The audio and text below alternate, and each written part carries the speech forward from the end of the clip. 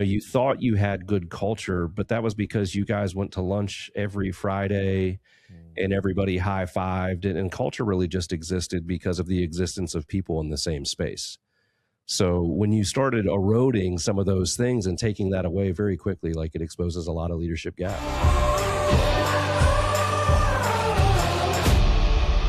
All right, welcome back to Life by the Horns.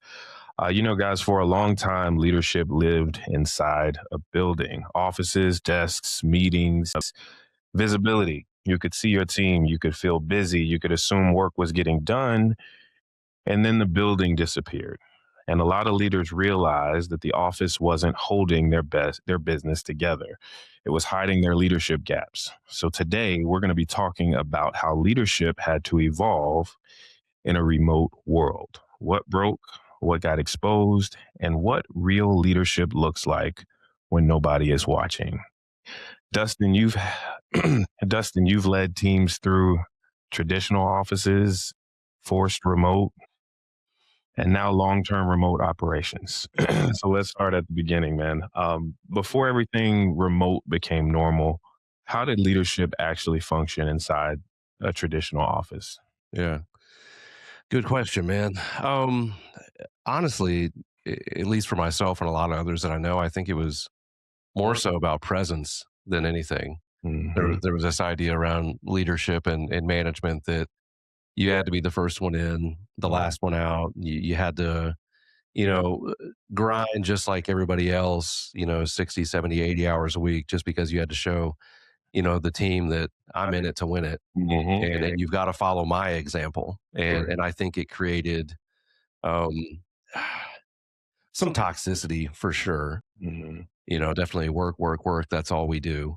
But I don't think that's a great example of what good leadership looks like. I think the other thing that it created for leaders and even a team is this like false sense of leadership just based off of visibility. Like, oh, he's here or she's here. And if they're here, they're leading. No. And I learned through remote work, yes, but owning multiple businesses in different locations at one time as well, that visibility is not leadership. I think the other thing that remote work has taught us too is that when you're just inside of four walls with each other, you have this false sense of like training and expectations and leadership based off of that presence, but also you see something that's going wrong. It's kind of like watching your kids, do the chores or whatever. And you're like, oh, they're not doing it right. I can jump in and fix it and Hmm. show them how really quick. So I remember for me specifically, you'd watch what the team is doing, and then you're like, oh, that's not quite right. And you could just jump in and say, hey, you know, great idea, love the effort, but this is actually more efficient. And here's why. Remote work removed that completely. So, and I think the other thing that we learned a lot with, teams that were all just in house was this idea of like workplace culture. You thought you had good culture, but that was because you guys went to lunch every Friday and everybody high-fived, and culture really just existed because of the existence of people in the same space. So when you started eroding some of those things and taking that away very quickly, like, it exposes a lot of leadership gaps. Yeah. What do you feel like the office quietly hides about weak leadership? I think if everybody's smiling and everybody looks happy, you feel like you're doing a good job. And I Yeah. don't think that's leadership. That's just being friends. And That's, that doesn't promote, in my opinion, massive or great business success. And I think when you lean too heavily in being friend more than boss or friend more than leader, when challenges arise and you really got to, do things and get stuff done. If you've been way more on the friend side, when you start wearing the leadership hat, it's very challenging to get people to come back to that other side. how do you balance that tension? That's something we've talked about before, but how do you balance that friend boss Yeah. tension there? Yeah. I mean, Miles articulates this, way better than myself, but, at least for me, I think it's very important to get to know your people or the ones that are directly in charge or in your charge, per se. And, I think understanding what goes on outside of work, what makes them tick, what their goals are, why they're here, all those kind of things matter. Mhm. And they give you a lot of nuggets to help lead. Yep. you're, more so wearing, said leadership hat. So I think, those two environments kind of collide. And to maintain that dichotomy, you've got to do a little bit of both. But if you lead too heavily in one or the other, you're going to have some slippage for sure. Yeah. So when it comes to just this remote environment, back when it wasn't remote, what are some things that felt productive but really weren't? Meetings. Yeah. I mean, it was, meetings for meeting's sake. You see something go wrong and, oh, guys, we're going to have a meeting in the next 30 minutes and we're going to fix this and we're going to fix that. And, I think there was this idea, most business owners love the idea of, in person work environments because they like to micromanage. They will say they do not, but they want everything to be their way. And when it's right in front of you all of the time, it's easier to create that. The downside of that is you can remove autonomy. You strip people of ownership, of their task and very quickly. And I lived through this the hard way very quickly. They just lean on you for what is next and how do we do it right. And back to meetings for meeting's sake, I remember for years I would lead these meetings and I just got a lot of head nods and, yes, sir. And then I would get so frustrated. Why don't you guys bring anything to the table? They'd be like, well, why are we bringing anything to the table? Because you're going to shoot it down and say it's not good enough. So we're just here to do what you want, boss. And for some, it's like, oh, that sounds nice, but it creates a massive lid when it comes to growth when it's all on you. Yeah. So we've talked about COVID a couple times. COVID forced everyone remote pretty much overnight. What was the first thing that broke when the office kind of just disappeared? Yeah, it- for me specifically, I always thought I was a great communicator. Hmm. But when everybody's in house, you can be a shitty communicator and constantly follow up to get things done the way that you want. When they're not and they're remote, you have to create way more specificity in your communication. And you have to have a team that not only will receive that, but also seek clarity and ask questions if they don't truly understand. So I would say that was one of the first things that broke. Um, I think the other thing that broke was, when you're not all sitting with each other all the time, from a management perspective, people didn't understand how to measure their outputs. If the only thing you're looking at is top line revenue, or for us when we were in this kids entertainment space, how many events did we do this weekend? And some of those things, it didn't give them clear indicators for what success looked like for them. And I think the other thing that broke was, this idea of leadership. It was more about control. Mhm. We were way more focused on the micromanagement and control of everything around us. And then when you have to start to go remote or hybrid, in some instances, without that specificity, seeking of clarity, you know, giving them ownership and autonomy and clear indicators of what success actually looked like, it just felt like a fog for everybody. Did you notice any leaders in particular panic more than others when all that happened? Yeah, and I think it may not have been because of like this idea of leadership. I think it was more so along the lines of just the unknown. Mm. We go back to COVID.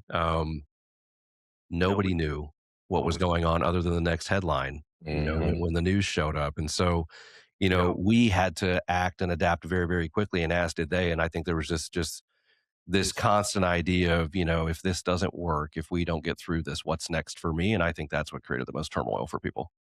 Yeah. And at some point, remote stopped being a short term fix. When did it hit you that this was now like just the norm? Like it was in the operating system now? So it wasn't because of COVID. Mm. So I'll be, super clear with that. So, at the time when COVID reared its ugly head in its early infancy, I was managing and running a large kids entertainment business.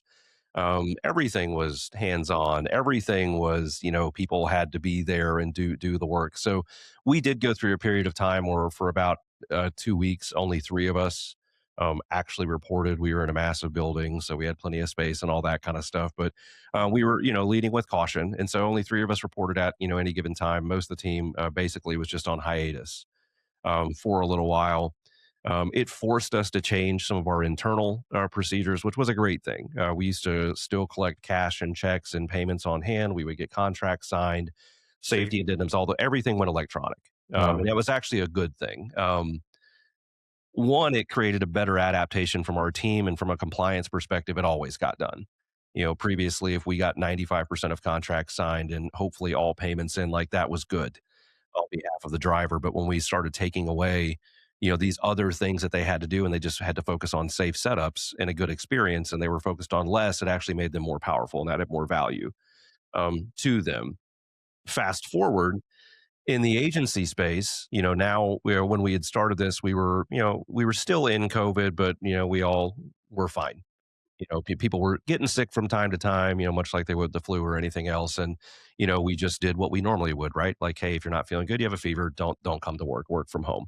And we were fine then. It was actually, we got to a point in the agency where we were so focused on locally sourced domestic talent that two things happened. One, the talent pool wasn't big enough. mhm. Even though we're in the Atlanta metro area, there's just not enough, fantastic SEOs or paid ads people or web designers. And if they were, they had their own business. Right. And so it really created a leadership and skill gap. If I was the best at everything inside of the business, how was I going to grow the damn thing? The idea of having a bunch of great people at the table is not that you're the best and the smartest at everything you do. You have to find better people. The other problem that we ran into was our payroll was about 80% of our cost of service, which is absolutely significant. And I know some other folks that do online coaching and those kind of things, and theirs is very high because they don't have the overhead because everybody was remote. We still had insurance, 401ks, the beautiful office that we had rented, all of the amazing MacBooks we bought everybody, their tech stack and setup that we got when we hired new people, desks, like company outings, all those kind of things. So we were running so lean as far as profitability was concerned. It was scary. And so for us, we got to a point where, because there was a skill gap and a leadership gap, and we had such small margins, it was either the agency is going to fail if we maintain this, or we're going to have to increase our pricing. For me as a business owner, I have an issue with increasing of pricing if you don't increase your value. And so I couldn't just do it for the sake of, hey, we need to increase our pricing because our margins suck. It was, we've got to, increase our systems and our automations to be better. We're going to have to increase, our level of skill and execution to provide better results for our customer. And I can't do that with the people that are in front of me. So very slowly, we had to get out of a big, beautiful office, and we had to get rid of employee perks, and we got rid of half our staff in like 2 or 3 months. Mm. And we got to a point, we went from 14 full-time in-house team members to 5. And that was in 5 months. And then I doubled down on working with some coaches inside of the marketing space. And I'm like, guys, like, this is not sustainable for me. And they're like, well, have you ever thought about, excuse me, hiring remote? Yeah, it sounds terrible. And they're like, how so? And I'm like, well, I don't know them. I can't see them. I can't spend time with them in training. And they're like, yeah, it sounds like you have some operational gaps with, systems and training. I'm like, well, yeah, absolutely I do. But, who wants to admit that, right?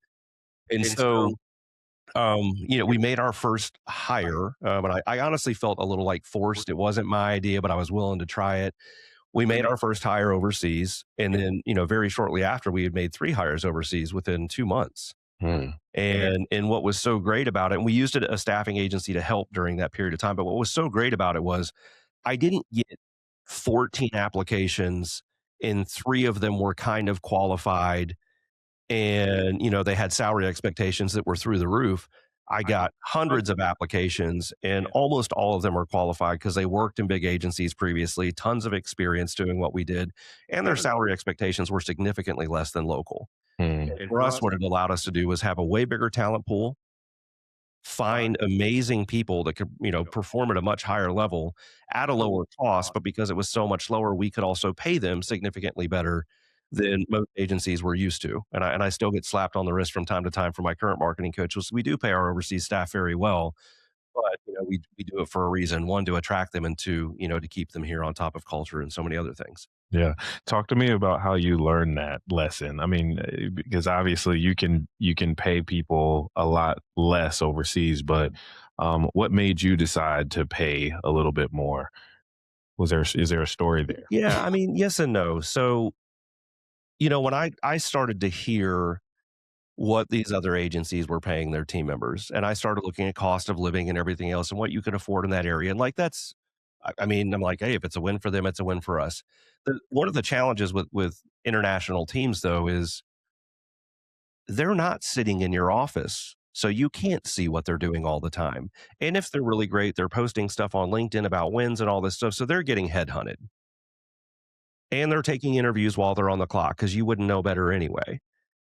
And so, a couple of things happened. So, early on, I noticed that loyalty wasn't as big as it was overseas as it is, in my opinion, here. If you create good culture here and you have great leadership here and you pay people well here, generally they're willing to stick around for a much longer period of time. When there's so many businesses at this point that are hiring overseas talent for the same reasons that we were, we had to do something that helped us stand out. And so one of the other things that we've consistently done in the interview process is, not so much why here, because we're not as big as a lot of the agencies that these guys work with, but, why are they interested in a change? And a lot of times, I'm just a number. I just fill a gap and I've gotten to this role and I don't see that there's going to be much more growth or whatever it may be. But the other thing was, when we got to salary expectations, they were always generally higher than what they were, making. Like why that number? Like, why is that important to you? When somebody says, well, in my country, it's very hard to own your own home. And if I made $500 more dollars a month, over the next 12 months, I'd be able to save and then be able to, basically get a down payment for a home and be able to afford to live on my own. And for me, like that's a dream for people here. Hmm. And so I'm like, if I can make that kind of impact for our team and just be a part of their story, hopefully, that story is that they're here for a long time. And they're thankful for the opportunity that we gave them. So, I mean, a couple of different things, but for us, I mean, hell, when the name of your company's Best Life Group, it's not just about us as far as the people that we serve, customer wise that live their best life. It's about our team too. And I can't subscribe to the idea when our, leading core value is mutually beneficial relationships that I run a sweatshop and pay people absolutely terribly. And I've watched this with other agencies too. You have a really big persona who is the founder who attracts a lot of attention because they get tons of leads and lots of work. And like, man, I really want to work for this guy or this gal, but they pay them terribly because they get the opportunity to work there. I would much rather give people that opportunity to work with, a really great team. And, presumably, and I may be biased, a great, co-founder, but I also would love to give them the opportunity to live their best life because, we're talking about client wins and stuff all day. If we're not talking about team wins, there's a huge gap that is there. Yeah. That says something about, just the authenticity, that you want that to reflect all throughout. So another a big reason to just stay rooted in those core values. I want to shift to, the building disappears, right? And the tools really are a major part of infrastructure. For you, what's become a non-negotiable for running a remote team? What tools, in your opinion? It shouldn't just be for a remote team, Hmm. but it definitely has to be in place for a remote team, which is a project management system. Hmm. You have to have it. Because otherwise, when you give people autonomy, if you just say, these are your clients and this is your work, just do them. There's no system or orchestration to how the stuff is done. So even if it gets done from a scalability perspective, you can't just plug somebody in. It takes so much longer. The other thing is we've grown specifically that we've really had to lean into, and we've had SOPs for years.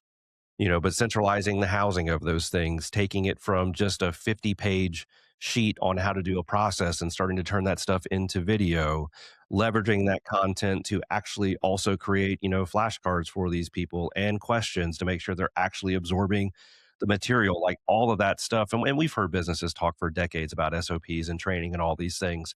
And a lot of businesses think they have that stuff dialed in, but you don't realize until you go remote or hybrid how unstructured you are and how your training is so terrible until you bring in new team members. And I've seen, unfortunately, even with my own advice, somebody saying like, "Oh, our margins are trash and I need somebody else to help take orders and answer phones." Great, hire a VA. and they hire a VA and the VA fails. Well, why did the VA fail? Not because the VA didn't have the credentials and the know-how. The training, the project management tools, like all of it was trash. And so in hindsight, I should have asked the question, well, how does that look like currently in-house?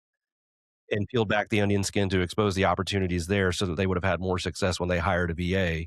And I hear it all the time from guys that I still talk to today. We have a VA and this is all they do, inbound order taking and calls. Well, great. How many do you get a day? Well, about 5 to 10. Like they're working 8 hours. They could do more things. Are we scraping lists? Are we making outbound attempts? Are they doing social media posts? Well, no, we only brought them on to do this. And what happens a lot of times in in-house environments, you're very comfortable when you have that same person doing that, but they're also doing a lot of other things inside of the business because they are there. They're helping take out the trash, making sure stuff is clean, greeting people as they come in, doing miscellaneous tasks for you as a business owner just because you're like, oh, he or she could do this. Hey, let me hand this off to you real quick. When you go remote, it exposes all those gaps. Mm. Do you have any tools that you removed that help with performance going from in building to remote? No, I didn't remove any tools. I definitely removed meetings. We Mm. still have them, but I also removed people that show up to those meetings because not everybody needs to come to everything. And something that we've, talked about many times and we've just gotten way more grounded in it, definitely recently, which is this idea of, giving people a container or set amounts of time to do deep work. Mhm. We're not checking Slack 24/7 and not checking our inbox constantly. And because that creates a lot of disruption in teams, whether it be remote or in house, they start acting as firefighters. Mhm. And you think because I did lots of things today, I was very productive. That's not the case. And so making sure that deep work time is sacred has been something we've leaned into for sure. Yeah. People say remote work is cheaper, but it ain't free. So what are some of those hidden costs that leaders may underestimate? Yeah. So from a project management perspective, previously when we used task management tools, I would silo them into departments. And so we didn't need as many user seats and all this kind of stuff. And the bodies were there. And as long as it got done, great. Um, when you grow a larger team and they are all over the place, and not in house, everyone has to have their own user seat. So software subscriptions generally tend to go up. How we manage our time is a little bit different. We're working in 6 different time zones, I believe. And although we have, certain stand-in meetings and these kinds of things, not everybody, honors daylight savings time. So we've had to make adjustments to, when our stand-in huddles are and all that kind of stuff. We've got some team members that, work 10, 11, 12-hour days, but they've got a break in the day to go to lunch. They've got a break in the day to go pick up their kids, and all these other things. And we've got some that want to work 8 hours through. Right. And so, for us, it's just really been this, adaptation and understanding that as long as we're following the playbook and we're getting the stuff done, we're willing to give you some more autonomy and flexibility in your schedule as long as we're all putting the same amount of time in.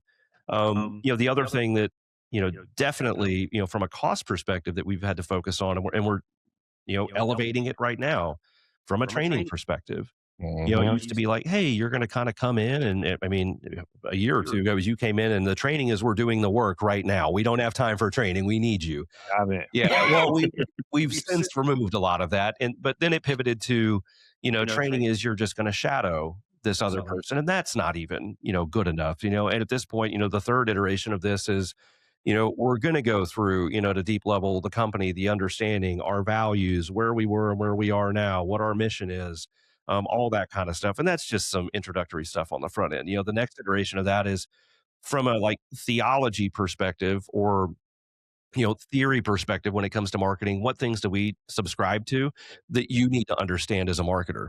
And a lot of it starts off at very high level. And then it starts getting into the weeds of, what actually it is that they're working on. Because you can hire people with 5, 10, 15, 20 years of experience, and that sounds super great, but it is also hard to teach an old dog new tricks. So, for us on the front end, it's making sure that, there's a fundamental understanding of what we do and why it's different in the results that it will produce. So, from a training perspective, because they're not sitting here, it does take longer. Hmm. I mean, I'll never forget, we elevated somebody to a marketing manager role 16 months ago or so, I mean, a little over a year. And they even said, with their massive foundation of, branding and understanding of, the role that plays in marketing, that like, you won't be a good marketing manager for at least a year because of all of the things that we subscribe to. Again, when it comes to theory and the practicality of, marketing, buyer psychology, all those kinds of things. And there's just so much to learn. So it does definitely take more time. Yeah, 100%. So let me ask you this. Why do you think traditional management styles tend to fail in these remote environments?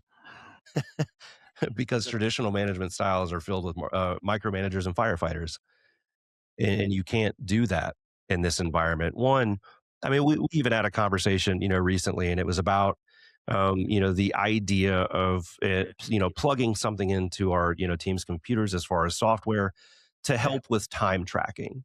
Why are we doing it? Because we want to make sure that the time that we've estimated for tasks is not too much or too little.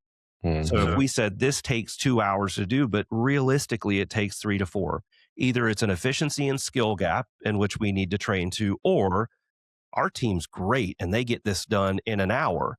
If it's an efficiency and skill gap, or we just way underestimated the time, we're going to have to put more into it. If we way underestimated the time because the resource allocation is significantly more, are we charging enough? So those are all things that we started, discussing. And one of the immediate, flags that got raised is, hey, we don't want people to think we are micromanaging every second of their day and what they're doing. Like, Big Brother is watching them. And I'm like, yeah, it's not that at all. But that is the perception, Yeah. from a lot of people. So you can't, because you can do it in an office, right? I could sit in my old office, over in Duluth, and I could look out my window and see what everyone's doing. I could walk by their desk and peer over and see that our developer was scrolling through, Tinder and swiping. And I'm like, bro, we need to get focused. You can't do that, Right. when you're sitting inside of remote, work. So I think the other thing that collapses really heavily inside of remote environments is culture. I really, really fundamentally believe it. And I think if you have a very strong culture and you're very deeply rooted in your core values, and you could attest to this, it makes hiring easier. It Hmm. also makes letting somebody go easier, because it's, when everything you do for your customers, for your team, and for the business is rooted in the same thing, it's easy to be like, man, this guy or this gal is a rock star. We need to invest in them more. It's also easy to go, this is not mutually beneficial. They are not doing the things that we ask. They do not show up on time to these things. They are not learning and developing.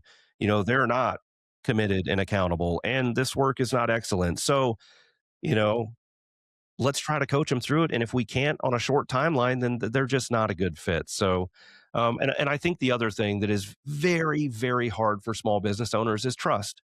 Hmm.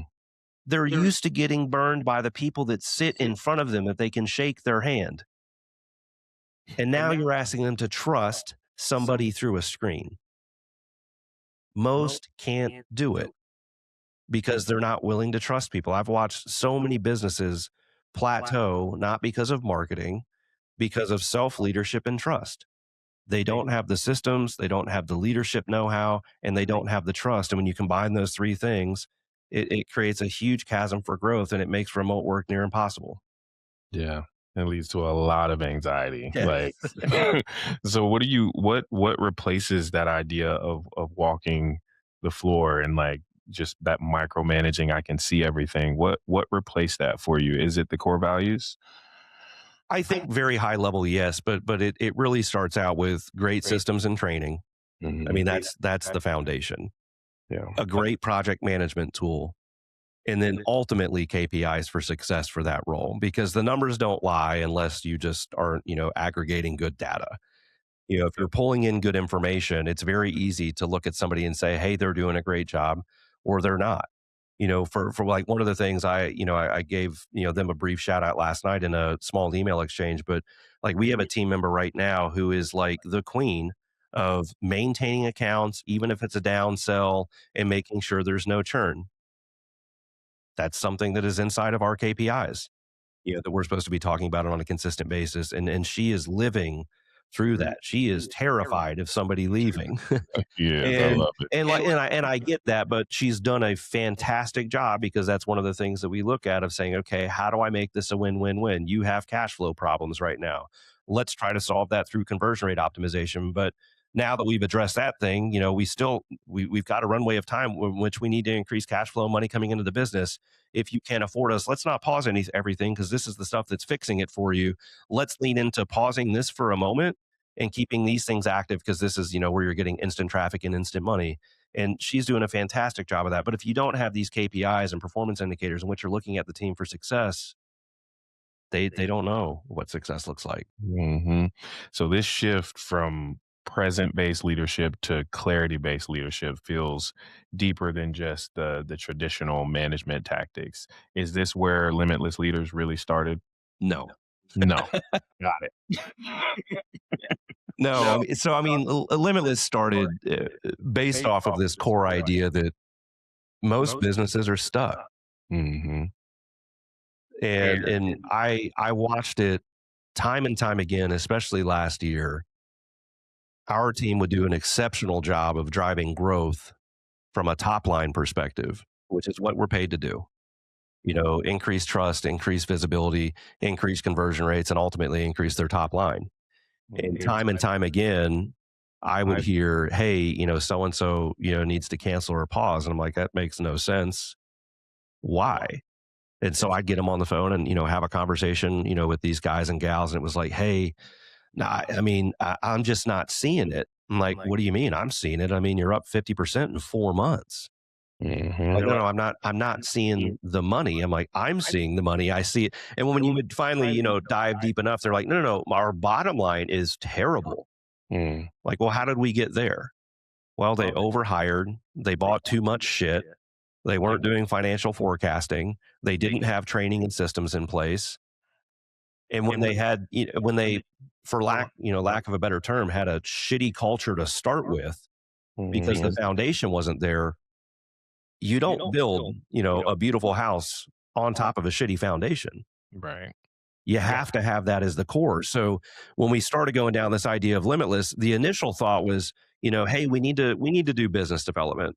Like that's something that Michael and I thrive in. And then as I continued to think about it, I was like, well, business development, that's only one of the tools that they need. They also need leadership development. You need to be able to create a good culture. You need to be able to lead yourself, and a team, and to build a bench of leaders underneath you. And I'm like, okay, we have those two things solved. And as I sat down with, one of our main coaches, Miles, for breakfast one day, and we were navigating through this idea of the program, I said, man, just stop. And he's like, what? And I said, look, it doesn't matter how great you are or how great we are. If my heart isn't in it and I'm not leading myself well through personal development and personal leadership, none of this shit matters. And so our idea was we need to dive into this core three things, which was, first and foremost, business development. Yeah, they need the tools and the systems. Absolutely. They also need leadership development for themselves and their team. They need personal self development, leadership development as well. Because if you're not taking care of yourself, and you have to be selfish with your time for sure to do this, but if you're not taking care of yourself, you're not leading yourself well, you're not continuing to educate yourself, and you're not showing up well for your team, none of the other shit matters. So that was really the core of why we started it. Got you. How would you say your journey from, the traditional workspace to working remotely impacts how you teach in Limitless Leaders? Because most of them are still working with in-house teams, I think what it did, because I've lived in both worlds with in-house, fully remote, hybrid, so on and so forth, I've seen all sides of it. So when anybody, is at a point where they're like, hey, I think I want to hire an outbound salesperson or a sales development rep or whatever that may be, as long as it's not an in the field technician, Mhm. But I can't afford to spend $4,500, $6,000 a month. Then we're able to have the conversations about, hey, have you ever thought about overseas? And we have tools and frameworks and all these things to help you attract that talent, and grow and groom them at the same time. So I think, in large part, being exposed to all three of those has definitely helped with what we're doing inside of Limitless to help coaches or to help, leaders inside of business. But that's just it's one of the things. Real talk. Most marketing problems aren't marketing problems. They're business problems wearing a marketing hat. Cute, but very expensive. Maybe you're getting traffic, but it's not converting. Maybe you're converting, but your average sale is too low. Maybe things are fine, but not scaling. That's usually a system issue, not a need a new ad issue. So here's the move. Let's hop on a short call, look at your business, and see what's really holding your growth back. No pressure, no pitch, just a fit check. If we can help, we'll tell you how. If we can't, we'll tell you that too. Tap learn more and grab a time. Yeah.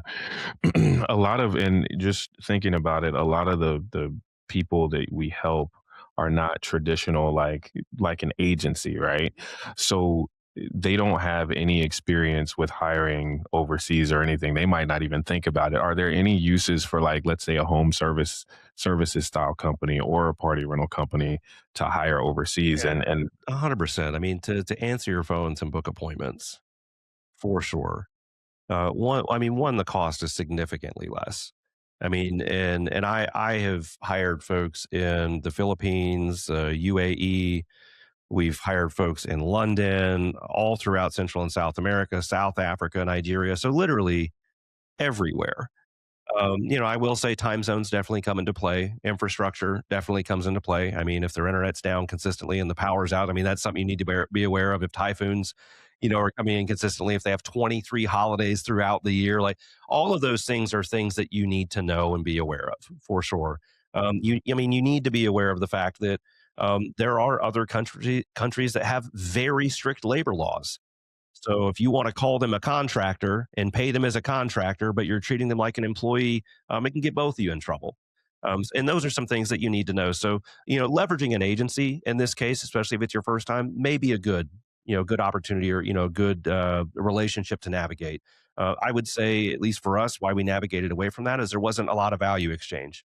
They found Mhm. the person, which was great, but then you're paying them $500 a month just to run payroll. I mean, to me, it was kinda, it got to the point I was like, "Okay, we're the value is all on the front end, and there was nothing long term, and the longer I keep these guys, the more money you make." So it didn't make sense to me. But I think there's a huge opportunity, for these guys to lean into sourcing people, from other parts of the world, and you can be in some will and I hear this all the time, "Well, I don't want them to sound like they are from X or Y." Fantastic. You can make that a part of your qualification process. Is their English level casual? Is it professional? Or is it bilingual, bilingual or native? If they're going to be customer facing, even if it's just answering the phones, you probably want to find somebody who's, bilingual or native speaking. Will it cost you a little bit more? Absolutely. Is it going to cost you significantly less than somebody here? Also, absolutely. And what I've also found overseas, especially with the right talent, is if you don't give them enough to do, they will get bored and they will try to find things to do on their own. I had a lady that she was our best customer service rep in our kids' party entertainment company, and I was super skeptical when we made the decision to hire her. I was It was our first hire overseas, and actually Michael and his daughter kind of led the charge with that. I came in on the back end about 6 to 8 months later and started having one-on-one interactions with her, and I was so blown away by her sales numbers per hour. She was great on the Mhm. now we had to have an inventory that was simplified. We had to we had to simplify it not only for our team, but for our customer set too, because you can give everybody analysis paralysis. But when we did that, and she was so streamlined, she was building lists for outbound outreach. She basically built her own like very elementary CRM inside of a spreadsheet. And when she started showing me these things and the amount of follow-ups that she did and that she wasn't afraid to do, cold outbound to places, That's generally not something that you find locally at a low wage that most businesses are willing to pay. You want to pay somebody 15 to $20 an hour, they're probably not going to do that. Or they find 27 other things that they can do so that they can avoid it because they're in house. They, in this case, they would make concession supplies or clean something or chat with our delivery team or whatever it may be. When they're isolated, they don't have that.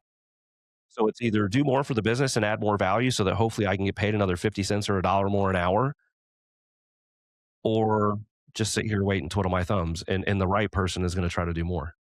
Yeah.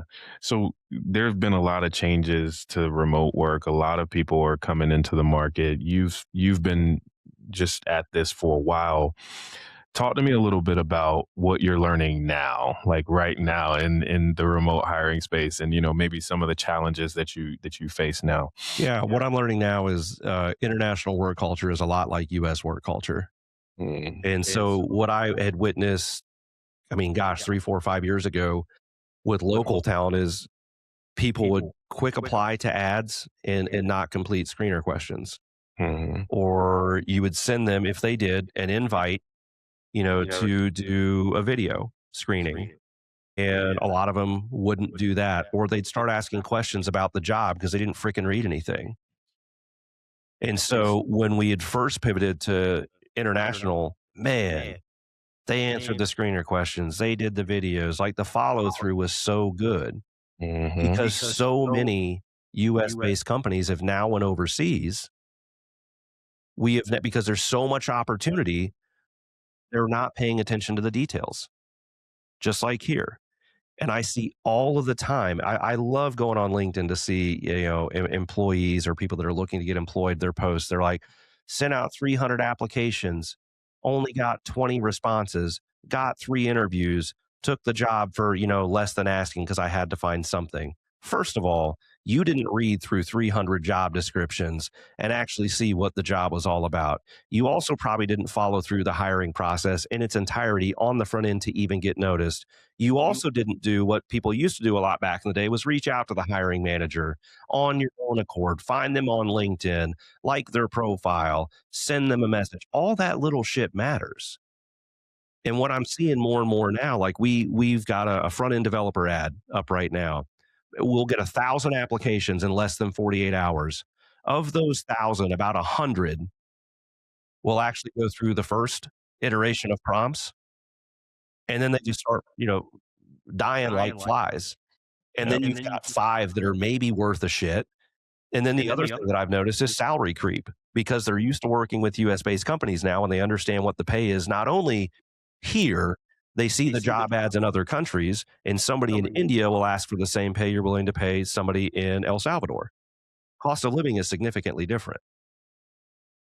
And so, and I understand, and and it's a conversation I have with all. I'm like, look, I'll be honest with you, I could hire 3 of you guys for that rate over here. I'm not willing to go there. Will I meet you somewhere? Sure. If the talent's there, but those are some of the things that I've noticed. So it's definitely made its way into international like workplace culture. It's definitely something to be mindful of.